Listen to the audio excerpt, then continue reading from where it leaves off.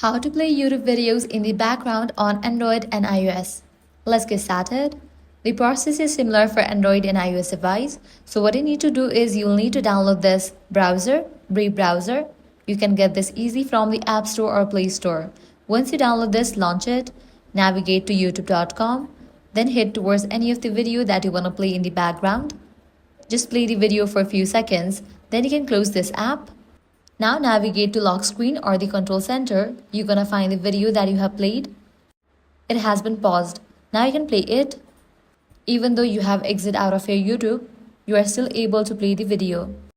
So this way you can easily play YouTube videos in the background on Android or iOS. If this guide helped you out, do not forget to like, share and subscribe. Thanks for watching.